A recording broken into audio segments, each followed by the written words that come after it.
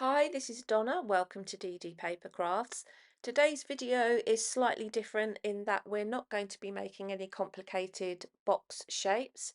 In fact, what we're going to be using is two very simple tray style boxes and adding them together and then focusing on how you can add various elements of decoration to make those two simple trays look like something a little bit special. I will show you today how I've made the two simple trays and added them together, but as I said, this is more about how and what little elements I've added, including this section at the back, which includes a kinetic mechanism so that the handle on the back can actually move up and down. So without further ado, let's put the project together. For the size of box the same size as mine, which is 6 inches by 4 inches with two 1-inch trays, you'll need two pieces which are 6 inches by 8 inches, and on all four sides we'll score at 1 inch, and you'll repeat the process on both pieces. Fold and burnish along all of the score lines. If you've made simple trays, you can obviously skip forward this part. If not, I've got my piece in a portrait orientation. I'm going to cut up the first vertical score line up to the horizontal to create a corner glue tab. Do the same on the opposite corner. And then we can take a wedge from the end of each of these glue tabs. And our tabs are going to run into our shorter end because our hinge is going to sit on our longer edge. And I didn't want the tabs to interfere with the hinge at all. Once that's done at one end, rotate the piece and repeat at the other end. Take your glue, add your glue to your corner glue tabs, fold each one around the side section. Ensure you get a nice right angle, and you'll repeat that process on all of the corners. So that will be the front and the back of the box. You'll then add in your hinge, which is going to add the two pieces together. This is a strip which is 6 inches by 1 inch, scored at ½ inch along the 1 inch side, and then folded and burnished in both directions. We want to make sure that this can move freely. I've then used my quick grab glue to secure one half of the hinge into the back of this tray, and you can see my score line is sitting just above the top edge of the tray. Before I join the two boxes together, I want to add a trim or a piping look around the top edges of each of the trays. This is obviously optional, but as I said at the beginning, this is about showing how you can add little elements to simple boxes to make them look something special. So skip forward if you're not interested in this part. I've cut myself two strips which are ½ inch wide. One is 10¼ inches long and the other is 4 inches. And I've scored along the ½ inch side a ½ inch, and then I have thoroughly burnished along the score line because I want this to sit nice and snugly on the top edge of the box. I started by sitting the strip over the top edge of the box like so, starting at the outer corner.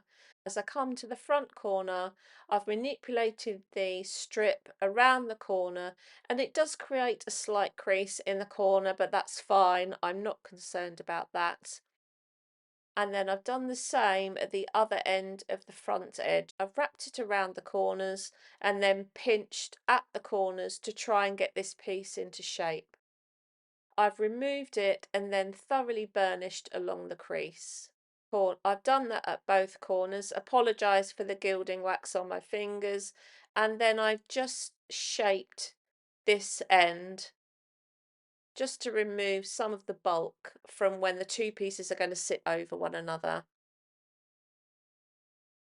So that's going to sit on there like that, and then I can take my 4-inch strip, Before I glue these pieces into place, I'm going to add my patterned paper on first. The patterned paper measurements are, for the short side, 3 3/4 times 3/4, and for the long side, 3/4 of an inch by 5 3/4 of an inch. So I'm going to stick those on first, and then I'll add the piping onto the top. I've added the DSP on. I'm just going to run glue along the strips on the inside. I'm going to start from the back edge of one, pinch that into place all the way around, and I'm making sure that the top edge of the box fits right into the crease of the strip. If you need to, you can just tip the box up and just go in burnish on the inside just to make sure that your piece is sitting flat.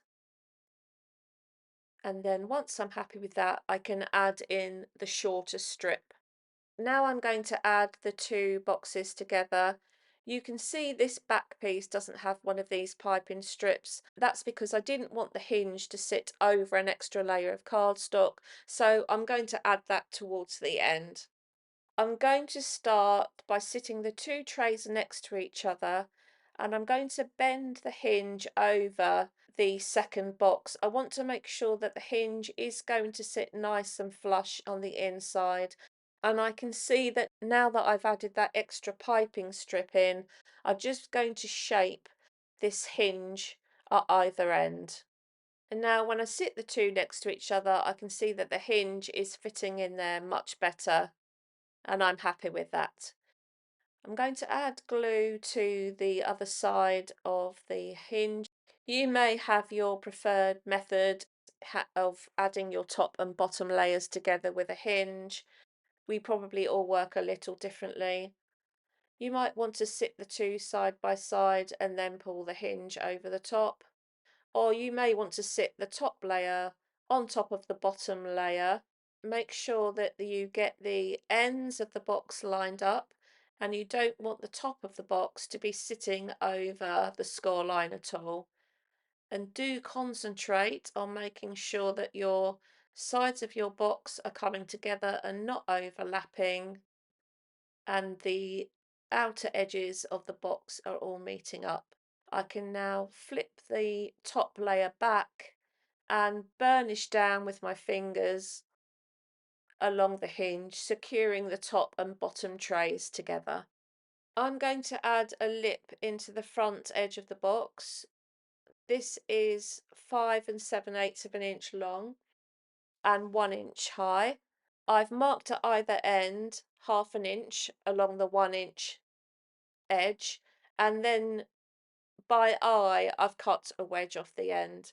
I'm going to use the little marked notches to help me line up the piece inside the front. So that's going to glue in the front like so. Again, this element is optional, and you may wish to add sections around the inside of the box on the side sections as well. That's entirely your choice. And of course, you don't need to use trays. You might decide to create your base box with a lip incorporated in it already.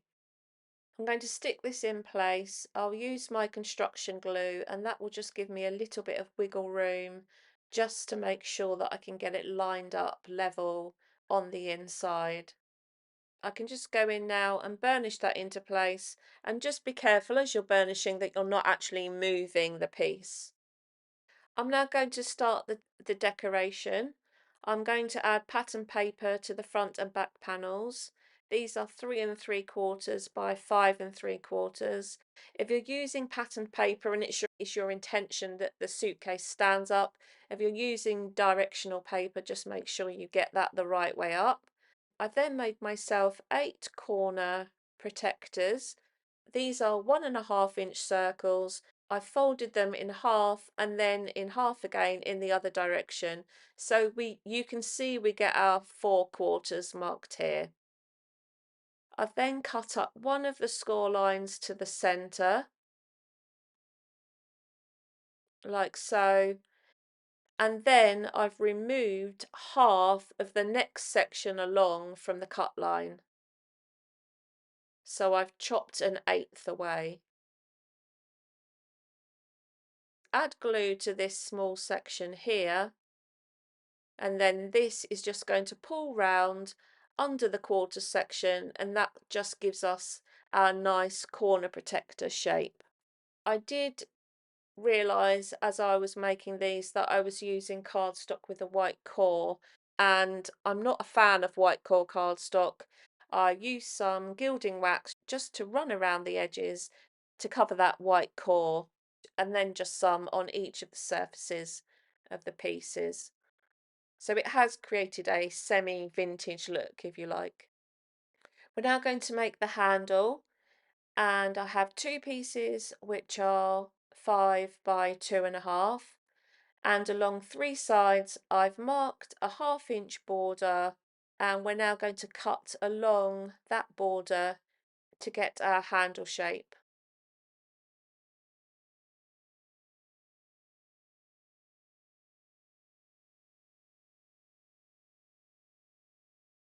I'm then going to round off the tops with my corner rounder. This is just a personal preference.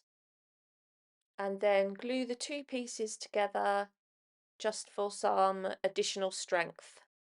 I'm going to position the handle onto the back of the box, and a lot of this will personal preference in terms of where the handle is placed. The top edge of my handle here is 2 inches above the top edge of the box here. And of course, you may not want a handle, or you may want to glue your handle straight onto the box and not have the moving mechanism.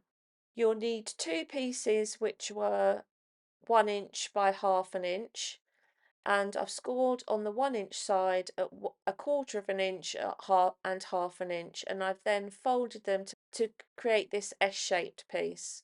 I'm going to use red liner tape and stick it onto this small 1/4 inch section, and stick it so that the score line is level with 2.5 inches down the handle. And again, you can change up any of the measurements of where your pieces are placed. My 1/4 inch score line is lined up with the 2.5 inch mark, and then I'm just going to do the same at the other side, and then just push the pieces up. You want them to be sitting proud, as it were, like so. I'm going to sit my handle back on 2 inches from the top edge of the box. Make sure it's sitting equally across the back of the box. Then I have two pieces which are 1/2 inch by 2 inches, and two pieces which are 1/2 inch by 1 1/8. On the two longer pieces, score at 1/4 inch and 1/2 inch at either end, and we're going to fold them so that they create this frog-like look. These pieces are going to sit over the top of the long handlebar and underneath the additional mechanism that we've added. And this is going to create a stopper which is going to help the handle stay up.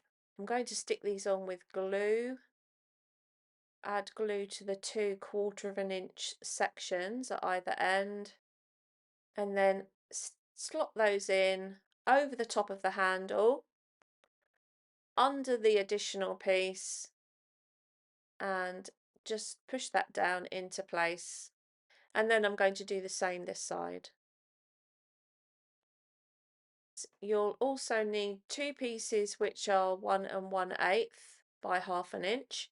These have been scored at 1/4 inch at either end, and these are just going to sit in place like so to create some extra supports for the handle. Make sure your glue doesn't interfere with your handle at all. Add on the second piece, and then finally for the handle, I'm taking some of this cardstock. This is 1 3/8 inch long, and it's about 2 inches. I've curved it with my score tool, And I'm basically going to create a tube which is going to wrap around the top edge of the handle and glue around like so. So that just finishes the look of the handle. So the handle, as you can see, is now supported by these little pieces, but if you pull the handle back up, we can just push those in and then the handle can lower. It's going to then fall over the top of the second supports. And of course, pull the handle back up and push the additional tabs over the supports. I'm now going to just add my final touches. I've added a additional tag onto the top. I've added some wheels onto the bottom, and the box closure mechanism is effectively a belly band which is secured across the back. I've added magnets to the ends of these and a simple flower over the top, and they just clip together like so.